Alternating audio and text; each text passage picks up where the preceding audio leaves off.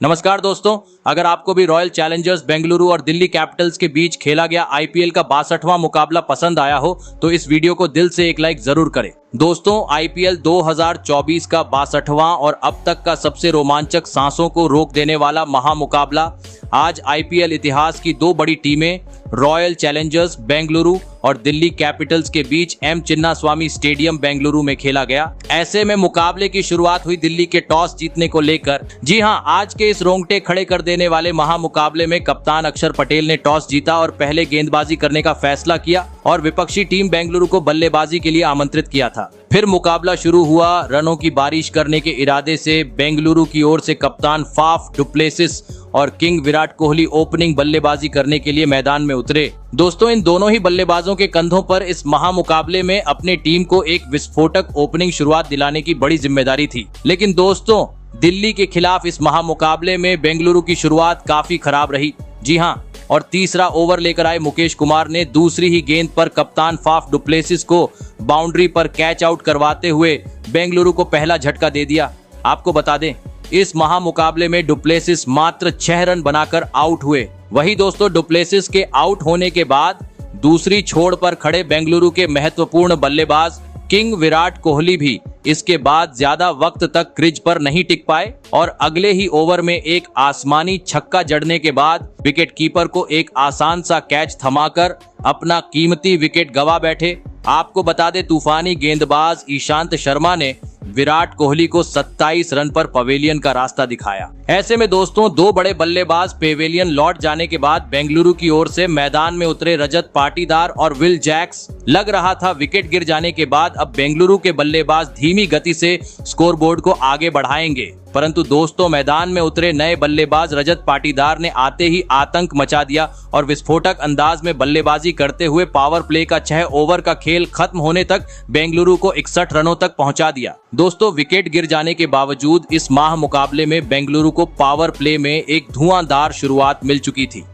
लेकिन अब मैदान में मौजूद रजत पाटीदार और विल जैक्स के कंधों पर जिम्मेदारी थी कि वह पावर प्ले के बाद भी इसी रनगति को आगे भी जारी रखें और बेंगलुरु को एक बड़े स्कोर की ओर लेकर जाए। और दोस्तों, ऐसा ही कुछ बेंगलुरु के दोनों ही बल्लेबाजों से देखने को भी मिला। जी हां, पावर प्ले खत्म हो गया, लेकिन दोनों ही बल्लेबाजों ने रुकने का नाम नहीं लिया और दिल्ली के गेंदबाजों के खिलाफ विस्फोटक अंदाज में बल्लेबाजी करते हुए बेंगलुरु में चौकों छक्कों की बरसात कर दी।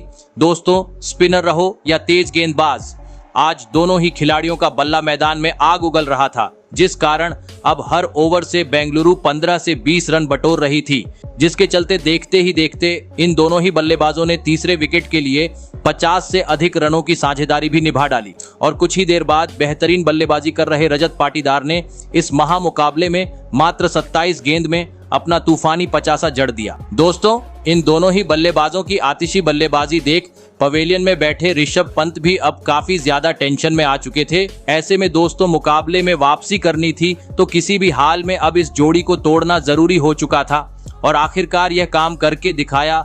मैच का 13वां ओवर लेकर आए रसिकदार ने, जिन्होंने टीम के लिए खतरा साबित हो रहे रजत पाटीदार को ओवर की तीसरी गेंद पर अक्षर पटेल के हाथों कैच आउट करवाते हुए दिल्ली को इस मुकाबले की एक बड़ी सफलता दिला दी। आपको बता दें, रजत पाटीदार 52 रन बनाकर आउट हुए। वही रजत पाटीदार के आउट होने के बाद दूसरी छोर पर खड़े उनके साथ ही बल्लेबाज विल जैक्स भी इसके बाद ज्यादा वक्त तक दिल्ली के गेंदबाजों का सामना नहीं कर पाए और एक ओवर बाद ही कुलदीप यादव की गेंद पर कैच आउट होते हुए अपना विकेट गवा बैठे। आपको बता दें, विल जैक्स 41 रन की पारी खेल आउट हुए। दोस्तों, बेंगलुरु की टीम अब काफी ज्यादा मुश्किल में पहुंच चुकी थी क्योंकि 4 बड़े बल्लेबाज अब पवेलियन लौट चुके थे। ऐसे में यहां से अगर दिल्ली के सामने बड़ा लक्ष्य खड़ा करना था तो मैदान में उतरे दो नए बल्लेबाज कैमरन ग्रीन और महिपाल लोमरोर को एक चमत्कारिक पारी खेलने की जरूरत थी, क्योंकि अब महज 5 ओवर का खेल बाकी था। और दोस्तों, मैच के 16वें ओवर में चमत्कारिक पारी की झलकियां देखने को भी मिली। जी हां, जहां पर दोनों ही बल्लेबाजों ने अपने हाथ खोले और 3 आसमानी छक्के जड़ दिए। लेकिन दोस्तों, इस ओवर के बाद बेंगलुरु का बल्लेबाजी क्रम अंतिम 3 ओवर में पूरी तरीके से डगमगा गया और अंतिम 18 गेंद में बेंगलुरु ने और अपने 3 बड़े विकेट गंवा दिए, जिस कारण अब लग रहा था बेंगलुरु 180 रनों का आंकड़ा भी पार नहीं कर पाएंगी।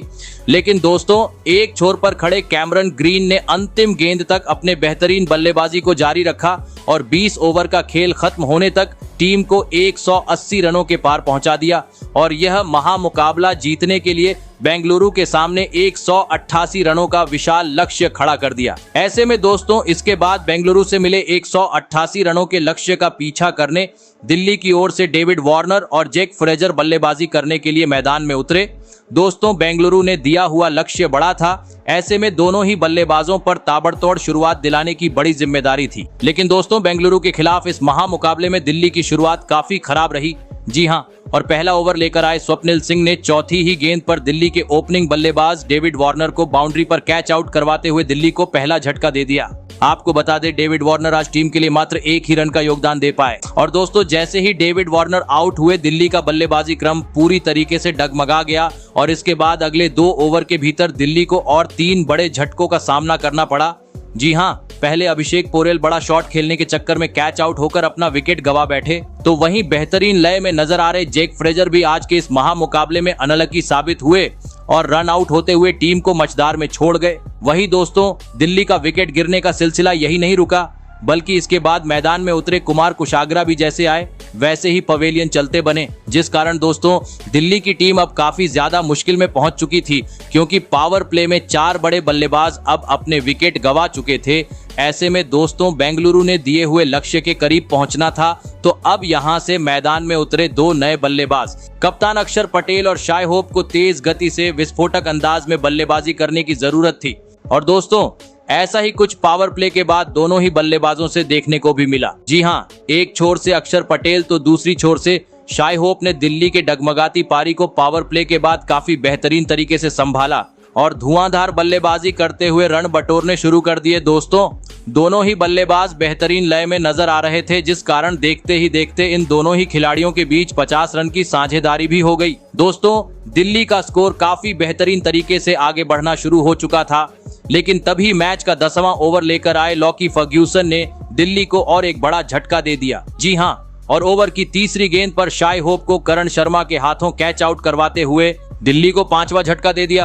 आपको बता दें, शाई होप 29 रन बनाकर आउट हुए। दोस्तों, दिल्ली की स्थिति अब वक्त के साथ बद से बदतर होती जा रही थी, क्योंकि इसके बाद दिल्ली के महत्वपूर्ण बल्लेबाज ट्रिस्टन स्टब्स भी इस संकट की घड़ी में टीम के लिए कुछ खास योगदान नहीं दे पाए और 3 रन बनाकर अपना विकेट गंवा बैठे। दोस्तों, एक छोर से कप्तान अक्षर पटेल तो बेंगलुरु के गेंदबाजों का बेहतरीन तरीके से सामना करते हुए रन बटोर रहे थे। समय समय पर उनके बल्ले से कभी चौका तो कभी छक्का भी देखने को मिल रहा था, जिस कारण जल्दी ही उन्होंने अपना शानदार 50 भी जड़ दिया। परंतु दोस्तों, दूसरी छोर से विकेट गिरने का सिलसिला जारी था। जी हां, क्योंकि इस बार बेंगलुरु के तूफानी गेंदबाजी के सामने रसिकदार अब अपना विकेट गंवा चुके थे। ऐसे में दोस्तों, अब यहां से दिल्ली को अगर मुकाबला जीतना था तो पूरी जिम्मेदारी कप्तान अक्षर पटेल के कंधों पर आ चुकी थी।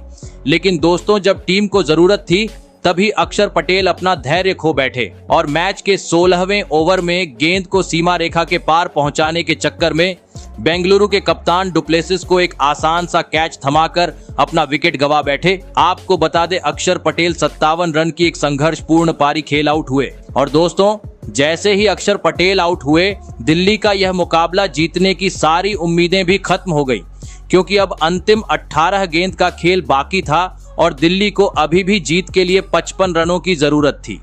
लेकिन दोस्तों, इसके बाद दिल्ली के बचे हुए अंतिम 2 बल्लेबाज भी ज्यादा वक्त तक बेंगलुरु के गेंदबाजों का सामना नहीं कर पाए और दिल्ली की पूरी टीम 140 रनों पर सिमट गई। आपको बता दें, दिल्ली को 140 रनों पर सिमटने के साथ बेंगलुरु ने यह महामुकाबला 47 रनों से अपने नाम कर लिया। बता दूं, बेंगलुरु की लगातार यह 5वीं जीत है। तो दोस्तों, आपको क्या लगता है, बेंगलुरु टॉप 4 में पहुंचने में सफल हो पाएगी या नहीं? कमेंट करके जरूर बताइएगा। धन्यवाद।